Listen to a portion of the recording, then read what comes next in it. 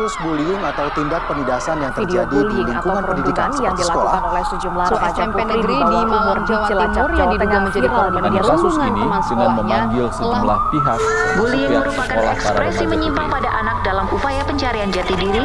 Peran pendidikan di keluarga dan Aksi sekolah sangat bullying atau diperlukan sebagai perundungan penyeimbang.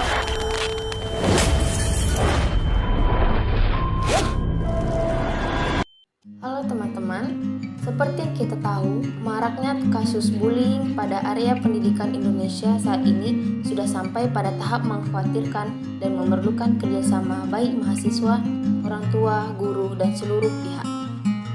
Kasus bullying tidak hanya terjadi melalui perilaku, ucapan, bahasa tubuh, tatapan mata secara langsung, namun juga melalui smartphone dan internet, di mana generasi Z saat ini telah tumbuh bersama dengan semua hal tersebut. Dari kemajuan dunia digital ini, masalah baru muncul yaitu bullying di dunia maya atau yang dikenal dengan cyberbullying.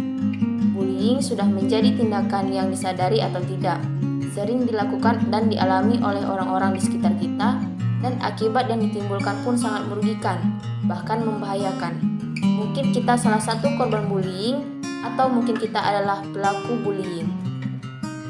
Tahukah teman-teman bahwa perilaku bullying ini merupakan bentuk dari perilaku agresi yang dilakukan seseorang atau sekelompok orang secara berulang-ulang terhadap orang yang lebih lemah dengan tujuan untuk menyakiti korbannya secara fisik maupun mental, yang mana ditimbulkan dari perilaku pelajar yang agresif dan temperamen.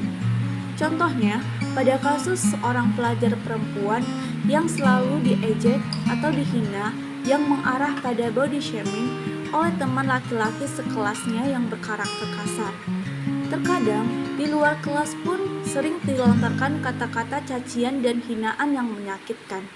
Yang lebih parah lagi, ada tindakan pelecehan seksual terhadap perempuan yang dianggap lemah dan pendiam. Korban hanya bisa diam, menahan rasa sakit dengan menangis, dan tidak bisa melakukan pembalasan apapun. Sikap teman di sekelilingnya yang harusnya menjadi saksi hanya merasa bodoh dan tidak peduli, seolah-olah tidak mengetahui kejadian yang dialami korban. Dampak bullying. Secara psikologis, kasus bullying berdampak buruk pada pelaku maupun korban. Dampak buruk bagi pelaku diantaranya tidak memiliki sikap empati, yang ada hanya rasa benci kepada teman sekelas. Sedangkan dampak buruk pada korban dan sudah menjadi fenomena fakta yang viral, diantaranya yang pertama, emosional. Menurut Daniel Goleman, emosi merujuk pada suatu perasaan dan pikiran yang khas, suatu keadaan biologis dan psikologis serta serangkaian kecenderungan untuk bertindak. Yang kedua ada beban. Korban bullying biasanya tidak memiliki mental yang kuat. Ketika mendapatkan bulian, hanya bisa memendam rasa sakit fisik dan psikologis hingga pasrah dengan keadaan. Pencegahan perilaku bullying. Setelah melihat dampak dari perilaku bullying tersebut, di mana bullying ini menjadi masalah yang serius dan bisa dialami oleh siapa saja.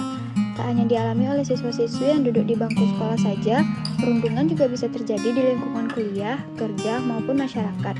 Agar tidak menjadi korban bullying, ada beberapa cara mencegah bullying yang bisa kamu lakukan. Yang pertama, jalin pertemanan dengan banyak orang. Pastikan bahwa circle pertemananmu ini sehat dan tidak suka melakukan bully. Ketika korban bullying memiliki banyak teman, maka perilaku bully akan berpikir dua kali untuk menindasnya. Yang kedua, tumbuhkan rasa percaya diri. Pelaku bully akan semakin bersemangat ketika mengetahui bahwa korbannya merasa minder dan semakin terpuruk.